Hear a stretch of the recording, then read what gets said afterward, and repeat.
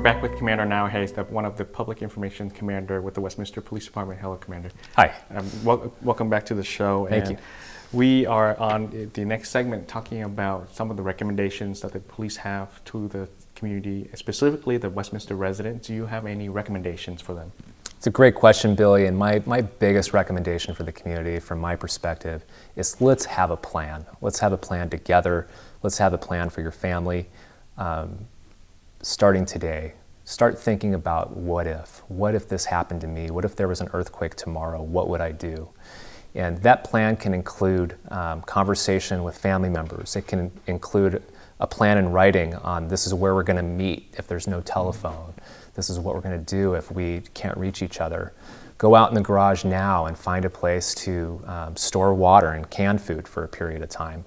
Maybe even have a couple extra backpacks where you could stick some clothes in there and an extra pair of shoes, that radio that has batteries in it, some walkie-talkies, whatever you think that will help you and your family survive. It's all about survival in a disaster.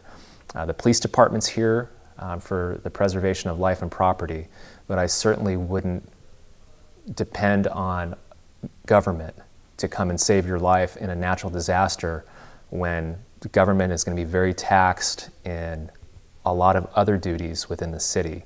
You may be by yourself for a long period of time before somebody gets to you. And that's where we want families to know and business owners to know that make a plan to survive.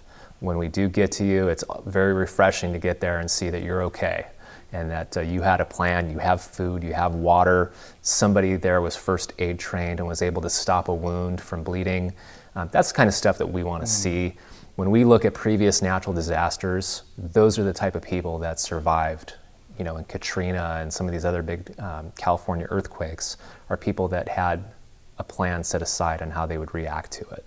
When talking about disaster and emergency situation, for the past years that you worked here in the city of Westminster, did you encounter any of those situations that happened? And can you share with the citizen what we have done to better ourselves in terms of preparedness for these disasters? Well, I could tell you from my own perspective, I've been part of, there was a major fire here in Orange County where the Westminster Police Department responded to assist another agency in evacuating homes. And I could tell you what happened in that situation is a lot of people had no plan. They ran out of their house with literally the clothes on their back and nothing. They didn't know how to communicate with each other, where to find each other in an emergency. So we learned from that, and that's why I offer that recommendation to start planning now. Historically, here in Westminster, we have had some flooding before years ago, where we had a water tank explosion that knocked out an entire neighborhood. And we learned from that incident in debriefing it with everybody that was involved. And again, it all comes back to, what is your plan? Do you have that in mind, and have you talked about it and had that conversation?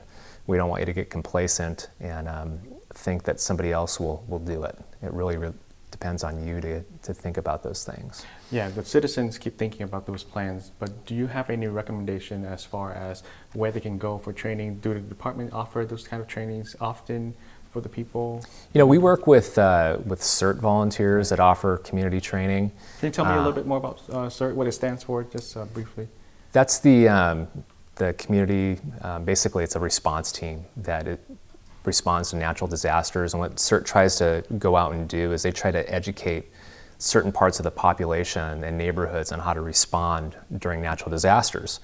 CERT also, for us, we're able to see when we go into a neighborhood and we contact a CERT representative, that lets us know that this neighborhood's been trained in how to respond in a natural disaster. So if you want to be CERT trained, every city here in Orange County has some form of CERT training, and that's what I would get involved with if you wanted to be one of those liaisons or one of those leaders in your community. And I also know that we have a special coordinator at the department as well. Can you share with the community some of those information? Yeah, we have right now we're really ahead of the game in having an emergency operations coordinator that her sole job here is constantly working on a plan and constantly working on preparation and education for natural disasters and emergencies.